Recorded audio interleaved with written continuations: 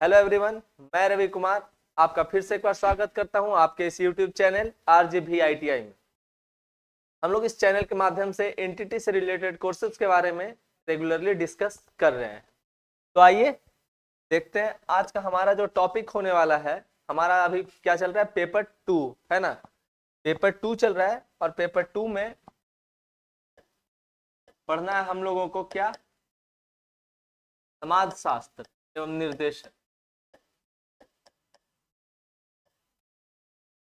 समाजशास्त्र एवं निर्देशन,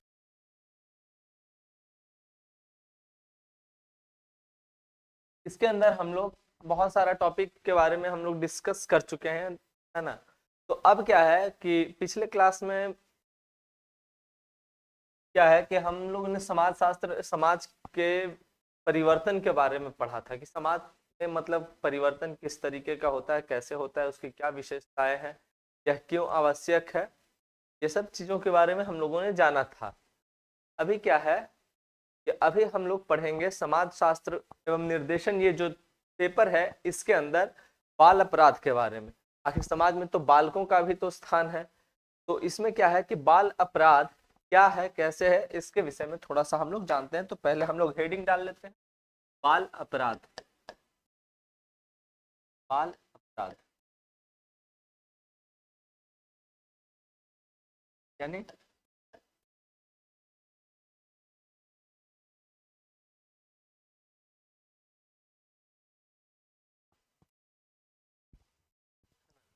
डेलिक्वेंसी। अभी क्या है कि आखिर बाल बाल का मतलब आप लोग समझते होंगे। बाल का सीधा सीधा अर्थ क्या है कि मतलब बालकों से, है ना, छोटे बच्चों से, ऐसे बच्चे जो अभी प्रौढ़ावस्था में नहीं पहुंचे हैं, अभी किशोरावस्था में है या बाल्यावस्था में, मध्य बाल्यावस्था, उत्तर बाल्यावस्था, इन अवस्थाओं में जो भी बच्चे हैं उनको हम लोग बाल शब्द से या यहाँ पे संबोधित कर रहे हैं। अपराध, समझने वाली बात यह है कि आखिर अपराध है क्या, आखिर किन किन किन बातों को या किन क्रियाओं को, किन गतिविधियों को हम लोग अपराध की श्रेणी में रखेंगे, उसके बारे में थोड़ा सा हम लोग समझने का प्रयास करते हैं। तो अपराध क्या है कि अगर समाज द्वारा, जैसे कोई, जैसे अभी हमारा भारत का कुछ कॉन्स्टिट्यूशन है, कुछ रूल्स है, कुछ आईपीसी है ना, तो इन सब में क्या है ना कि एक नियम बनाया गया है, एक नियम, और उस नियम को जो फॉलो नहीं करता है, सपोज अगर हम गाड़ी चला रहे हैं, बाइक चला रहे हैं या कार चला रहे हैं, कुछ भी अगर ट्रैफिक में चला रहे हैं, अब क्या है कि वहां एक रूल बना हुआ है कि आपको इस तरीके से ही यहाँ पे चलानी है, आप अपनी वाहन है सही चलाना है। अगर सामने रेड लाइट है तो आपको क्रॉस नहीं करना है, वो जंप नहीं होना चाहिए सिग्नल। तो ये कुछ रूल्स बनाए हुए हैं ताकि क्या है कि सभी लोग सड़क पे सही ढंग से सुरक्षित जा सके। अब उसको जो भी उन रूल्स को ब्रेक करता है, तोड़ता है, तो वो क्या है, वो अपराध की श्रेणी में आ जाता है। तो सीधे सीधे हम लोग ये समझ सकते हैं कि समाज द्वारा कुछ जो नियम निर्धारित किए गए हैं, ठीक है, कि समाज के द्वारा जो कुछ नियम निर्धारित किए गए हैं, अगर उनको कोई बालक अगर तोड़ता है, कौन तोड़ रहा है, बालक तोड़ता है पहले, अच्छा बालक अभी हटा देते हैं, अपराध ही सिर्फ समझते हैं कि अगर कोई व्यक्ति अगर उन नियमों को अगर तोड़ता है, उन नियमों का अगर उल्लंघन करता है, तो क्या होता है, वो उसको अपराध बोलते हैं, है ना, कि उसने ये अपराध किया, कि वो उसने नियम का उल्लंघन कर दिया या नियम को तोड़ दिया। अब यही काम अगर कोई छोटा बालक करे, 18 साल से 17 साल से कम का बालक, है ना, less than 18, less than 18 year, तो वो क्या हो जाएगा, वो हो जाएगा बाल अपराध, है ना। 18 साल से कम उम्र के बच्चे अगर वो इस तरीके का अगर कोई एक्टिविटी करते हैं तो वो हो जाएगा बाल अपराध। तो उम्मीद करते हैं कि आपको ये बाल अपराध, ये जो शब्द क्या है, ये आपको समझ में आया होगा। अब इसमें कुछ इंपॉर्टेंट फैक्ट्स हैं, उनके बारे में हम लोग विस्तृत रूप से चर्चा करते हैं।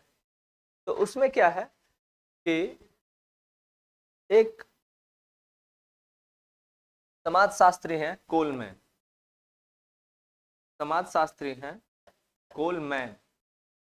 अब कोलमैन का क्या है कि कोलमैन ने सन 1976 में, कोलमैन ने सन 1976 में अपना एक वक्तव्य दिया था, ठीक है। अब उनका क्या कहना था कि बाल अपराध के विषय में इनका कहना था कि 18 वर्ष से कम आयु, है ना, 18 वर्ष से कम आयु के लड़कियों या लड़कों के द्वारा किया गया वह व्यवहार जो समाज द्वारा मान्य नहीं होता है, वह क्या है, बाल अपराध। लिख लेते हैं इसको कि 18 वर्ष से कम आयु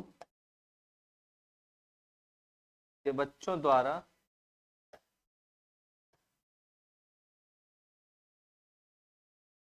18 वर्ष से कम आयु के बच्चों द्वारा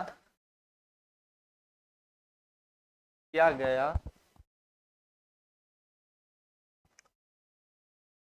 वह व्यवहार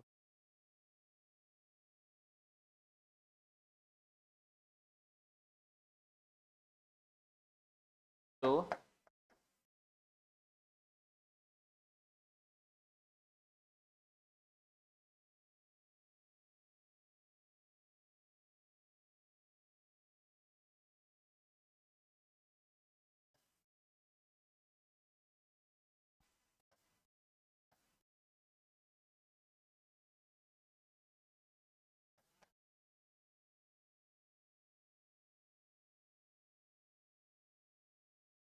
ठीक है ना, क्या है कि 18 वर्ष से कम आयु के बच्चों द्वारा किया गया वह व्यवहार जो समाज द्वारा मान्य नहीं होता है, बाल अपराध कहलाता है। ठीक है, बहुत ही स्पष्ट शब्दों में और सरल भाषा में इन्होंने अपने विचार को व्यक्त किया है। अब क्या है कि उम्मीद करते हैं कि आप लोग बाल अपराध के विषय में समझ गए होंगे। अब हम लोग चर्चा करेंगे थोड़ा सा बाल अपराध के कारक के बारे में। आखिर ऐसे कौन कौन से फैक्टर्स हैं जिनके कारण कि बाल अपराध में वृद्धि हो रही है। ठीक है, तो बाल अपराध के कारक,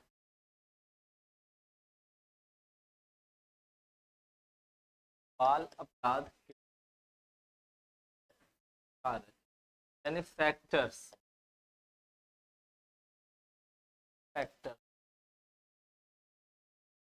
फैक्टर्स बाल अपराध के कारक। आखिर कौन कौन से फैक्टर्स हैं जिनके कारण इस तरीके का मतलब छोटे छोटे बच्चे जो हैं वो बाल अपराध में शामिल हो रहे हैं। तो सबसे पहला जो और प्रभावशाली जो फैक्टर है वो है आर्थिक कारक। ये सबसे ज्यादा प्रभावशाली। होता क्या है कि बच्चों को भैया उम्र कम है तो जाहिर सी बात है उनकी जिज्ञासाएं अधिक है, लालसाएं अधिक है।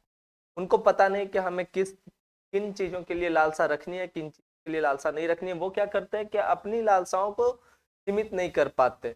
अब ऐसे कंडीशंस में होता क्या है कि उनको किसी चीज की आवश्यकता होती है। अब वो चीज क्या है, आर्थिक रूप से परिवार सक्षम ना होने के कारण उनकी इच्छाओं की पूर्ति नहीं कर पाता है। ऐसी स्थिति में बच्चे क्या है कि वो दूसरा रास्ता अपना लेते हैं, कुछ चोरी करना या मतलब कुछ इस तरीके के मतलब घटनाएं करने लगते हैं जो कि उनका व्यवहार समाज के लिए मान्य नहीं होने लगता है। तो ये बहुत ही प्रमुख कारक है, आर्थिक कारक। और इसमें कई तरीके का मतलब कारक शामिल है। जैसे आर्थिक कारक में क्या होता है कि निर्धनता सबसे पहले जो है, इसमें है निर्धनता, अभी बताया हमने। इसमें क्या है कि परिवार जो क्या है या बच्चा क्या है कि वो निर्धन होता है ना, उसके पास धन की कमी होती है। इसके कारण भी बच्चा क्या है कि अपराधी गतिविधि में शामिल हो जाता है। फिर है नौकरी।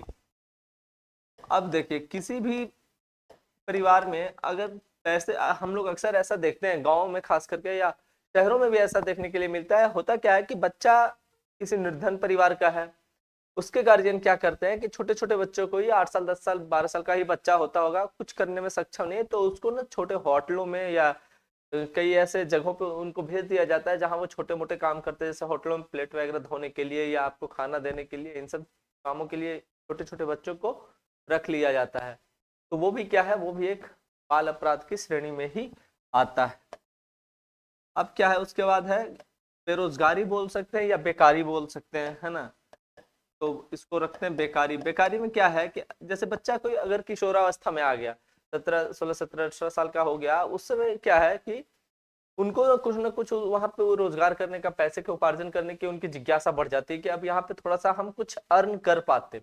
अब वो सुविधाएं नहीं मिल पाती, जिसके कारण वो को उतनी समझ नहीं होती, उनको लगता है बस पैसा किसी भी माध्यम से आए, आना चाहिए, क्योंकि उनके खर्च उस समय बढ़ गए होते हैं, खास करके किशोरावस्था की बात है, तो उनका खर्च करने का स्रोत भी उस समय काफी बढ़ चुका होता है और इनकम उनके पास होता नहीं है और गार्जियन उतना दे पाते नहीं। तो इस कारण भी बच्चे क्या है कि गलत रास्ते अपना लेते हैं। और जो बहुत ही मार्मिक जो कारक है वो है क्षुधा, है ना। मतलब क्षुधा मतलब क्या होता है? क्षुधा का मतलब होता है भूख, ठीक है। तो क्षुधा का मतलब होता है पेट, तो क्षुधा और भूखमरी। अब इसमें क्या है कि अब सोच लीजिए किसी बच्चे के पास अगर भूखमरी की स्थिति आ गई, उसका पेट खाली खाली रहने लगा, भूख उसको लग रहा है, खाने के लिए उसके पास कुछ नहीं है, ऐसे कंडीशंस में बच्चा करेगा तो क्या करेगा? कुछ ऐसे मूवीज हैं जो कि आप लोग ने देखा होगा, जैसे ऑस्कर अवार्ड विनिंग एक मूवी है, सॉरी उसका एक गाना ही ऑस्कर अवार्ड जीता था, लेकिन वो मूवी है क्या, स्लम डॉग मिलियनियर, है ना। उसमें बच्चा होता है, बच्चा का क्या है कि स्टार्टिंग में बच्चा बहुत गरीब होता है, स्थिति ऐसी है कि उसके पास खाने के लिए भी कुछ नहीं होता है, लेकिन क्या करता है वो, वहां से वो कोयला वगैरह बेचना वो स्टार्ट करता है और धीरे धीरे, मतलब अगर चोरी करके कोयला अगर बेच रहा है तो जाहिर सी बात है वो कुछ ना कुछ अपराध ही कर रहा है, वो कोई सही कार्य तो कर नहीं रहा था, गवर्नमेंट के नजर में वो बड़ा अपराध ही कर रहा था। और ऐसे करके आगे जाके वो क्या है कि तो थोड़ा मतलब पैसे वाला बन जाता है। तो इस तरीके से क्या है कि क्षुधा और भुखमरी के कारण भी बच्चे क्या है कि बाल अपराध में शामिल हो जाते हैं। अब इसका जो दूसरा कारण है, पहला तो आर्थिक कारक हो गया, दूसरा है सामाजिक और विकृतिजनक पारिवारिक माहौल, ठीक है ना। मतलब सामाजिक कारक तो है ही, समाज लिख देते हैं, सामाजिक कारक, सामाजिक कारक, सामाजिक कारक इसी में आता है एक और, विकृति विकृत पारिवारिक माहौल, पारिवारिक माहौल। इसमें क्या होता है कि सोचिए, सामाजिक कारक क्या है कि समाज में क्या है कि आपको इस तरीके से ट्रीट किया जाता है, सोसाइटी के अंदर जो भी लोग हैं वो आपको इस तरीके से ट्रीट करते हैं कि आप कुछ ना कुछ ऐसा करने के लिए, मतलब किसी को पीटने के लिए या कुछ ऐसा एक्टिविटी करने के लिए आप मजबूर हो जाते हैं। तो वो होता है सामाजिक कारक। विकृत पारिवारिक कारक माहौल क्या होता है कि सोचिए, एक ही फैमिली में दो चार दस बच्चे हैं या दो ही बच्चे हैं मान के चलो, एक के साथ फैमिली वाले हैं जो माता पिता हैं वो अच्छा व्यवहार करते हैं और दूसरे बच्चे के साथ थोड़ा रूखा व्यवहार या उसको अक्सर फटकार देते हैं, तो उतना प्रेम या स्नेह नहीं रखते। तो ऐसी स्थिति में भी बच्चे के मन में क्या है कि ईर्ष्या की भावना, घृणा की भावना उत्पन्न हो जाती है, जिसके कारण भी बच्चे बाल अपराध में शामिल हो जाते हैं। तो आइए इसमें जो पहलू है उसको थोड़ा सा देखते हैं। क्या है पक्षपात, मतलब ये गार्जियन के द्वारा जो पक्षपात किया जाता है कि एक बच्चे को सही ढंग से ट्रीट करो और दूसरे को ढंग से बात भी नहीं करते, तो ये हो गया पक्षपात। दूसरा है क्या, अगर सपोज ऐसा होता है कई बार कि कई बच्चे की जो माँ होती है सौतेली माँ होती है ना, तो इस कंडीशंस में भी वो ठीक से व्यवहार नहीं करती, ठीक से बच्चे का ख्याल नहीं रखती, उनसे ठीक ढंग से बात नहीं करती, जिसके कारण भी बच्चे ये बाल अपराध में शामिल हो जाते हैं। और है अशिक्षित माता पिता, अशिक्षित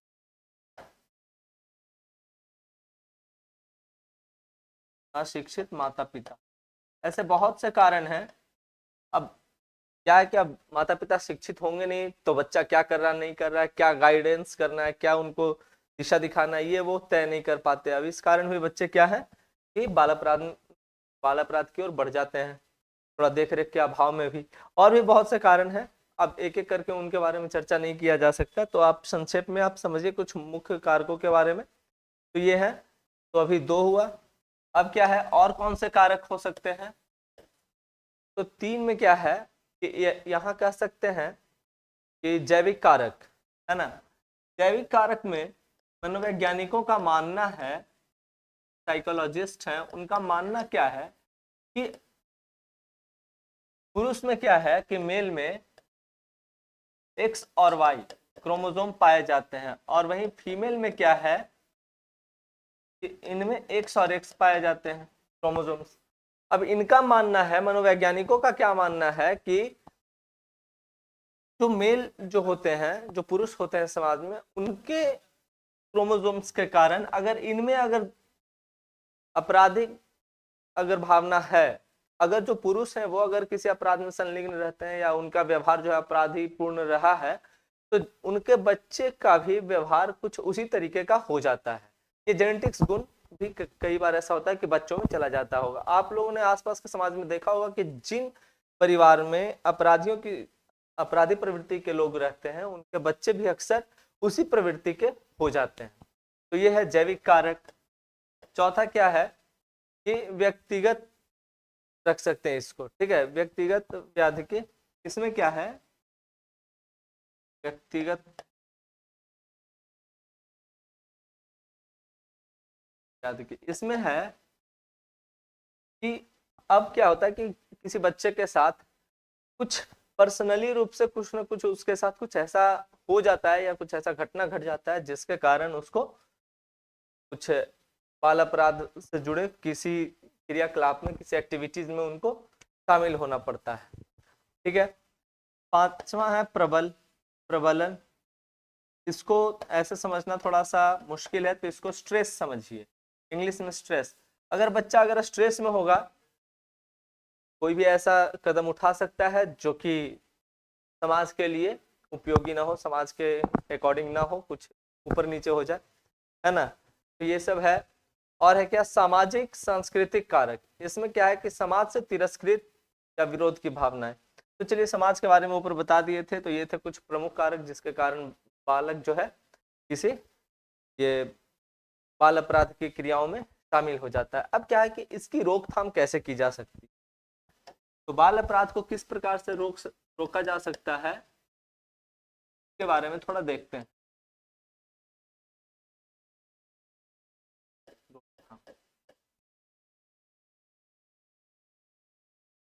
इसको किस प्रकार से रोकथाम, मतलब इसको इन घटनाओं को की मतलब जो ये है निराकरण किस प्रकार से कर सकते हैं, इनकी रोकथाम कैसे कर सकते हैं, बच्चे गलत रास्ते पर न जाए, ऐसी सुविधाएं मतलब या फिर ऐसे कैसे किया जा सकता है उसके बारे में थोड़ा सा देखते हैं। तो इसको भी कई अलग अलग स्तरों पे इसको रखा गया है, और सबसे पहला जो स्तर है वो है परिवार। सबसे पहले स्टेज पे फैमिली ही आती है। परिवार किसी भी बालक के विकास में, उनके ग्रोथ में बहुत बड़ा भूमिका निभाती है। अब वो किस रास्ते पे जाएंगे, फैमिली उनमें सबसे, उन कारकों में सबसे प्रमुख है। परिवार का क्या कार्य है कि बालक जो है आपका, आपके घर का जो बच्चा है वो गलत रास्ते पे न जाए, तो सबसे पहला उत्तरदायित्व होता है परिवार का। और ये किस तरीके से उसमें भूमिका निभाएंगे जरा देखते हैं। तो परिवार का जो सबसे पहला जो कार्य होगा वो होगा वातावरण।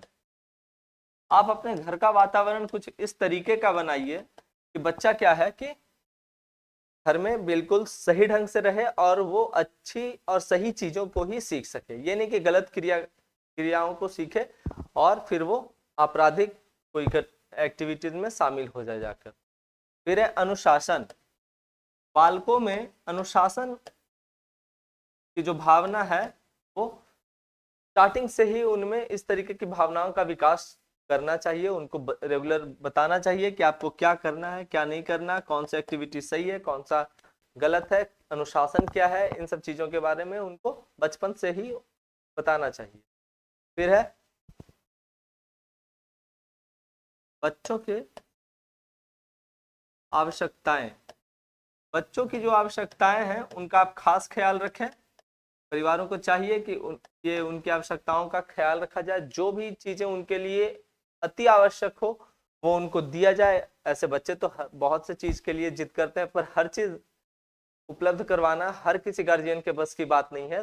पर जो उनके लिए सही है, उपयुक्त है, उपयोगी है, तो वो सब चीजों को उपलब्ध करवाना चाहिए बच्चों को, ताकि फिर बड़े होने के बाद वो समझ जाते हैं कि हाँ ये सब चीज वेस्ट था, इन चीजों को नहीं, ये चीज नहीं मिला तो भी ठीक है, लेकिन हाँ हर चीज के लिए उनको मना नहीं करना चाहिए। ऐसे में उनमें असंतोष का भाव पैदा हो जाता है, असंतोष का भाव पैदा हो गया तो फिर वो परिवार में किसी की बात सुनने से मना कर देते हैं। उसके बाद जो है समाज, समाज का क्या उत्तरदायित्व है एक बच्चे के प्रति। समाज में अगर कोई भी बच्चा है तो उसका क्या उत्तरदायित्व है कि वो बाल अपराध की ओर ना बढ़े, तो कैसे उसको समाज में ट्रीट करना चाहिए। तो समाज का जो कार्य है सबसे पहले क्या है कि उसको राजनीति से दूर रखें। अगर समाज में किसी भी तरीके का अगर राजनीति है, राजनीति अगर हो रही है, तो समाज को चाहिए कि बच्चे को इससे दूर रखा जाए। अगर वो शामिल होना भी चाहे उन गतिविधियों में तो कोशिश करिए कि वो शामिल ना हो पाए, उनको दूर रखा जाए डांट के या जैसे भी, लेकिन उनको से बाहर ही रखना चाहिए। फिर क्या है कि चलचित्र, आजकल जो सबसे ज्यादा जो बच्चे का मतलब ये है गलत लाइन पे जाने का जो जरिया है या रास्ता कह सकते हैं, वो है चलचित्र। चलचित्र का मतलब कोई भी ऐसा वीडियो देखना है ना, जैसे आजकल बहुत सा ऐसा छोटे छोटे वीडियो देखने के लिए मिलता है जिसमें मारपीट की घटनाएं शामिल हो या कुछ ऐसा कि मतलब बहुत अजीब अजीब तरह का वीडियो होता है। तो बच्चों को थोड़ा चलचित्र से दूर रखना चाहिए, ऐसे ही वीडियो देखना चाहिए, उनकी मॉनिटरिंग होनी चाहिए समाज में। हर व्यक्ति के द्वारा अगर बच्चा कुछ कर रहा है तो कोशिश होनी चाहिए कि हर व्यक्ति उसमें शामिल हो और उसकी गतिविधि पे नजर रखे। फिर है क्या, पुस्तकालय।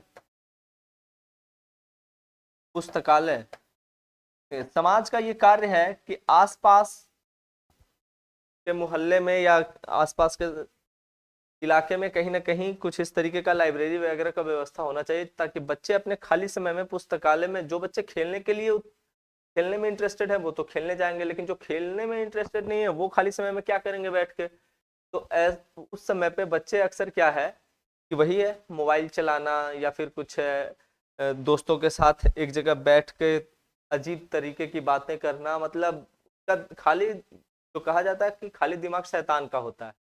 तो बस उस समय बच्चे उसी समय शैतानी सीखते हैं। तो उस समय के लिए क्या है कि बच्चों को क्या लाइब्रेरी की ओर, जो बच्चे खेलने में इंटरेस्टेड नहीं है उनको लाइब्रेरी भेज दिया जाए, वहाँ उनके मन के लायक, अगर छोटे बच्चे हैं बहुत छोटे हैं तो कुछ कॉमिक्स टाइप कुछ बुक हो या कुछ ऐसी इंटरेस्टेड किताबें हो जिसको कि वो पढ़ें और अपना मनोरंजन का साधन उसको बना सकें। ठीक है, उसके बाद क्या है कि सामुदायिक, के बाद है सामुदायिक संघ। सामुदायिक संघ में क्या है,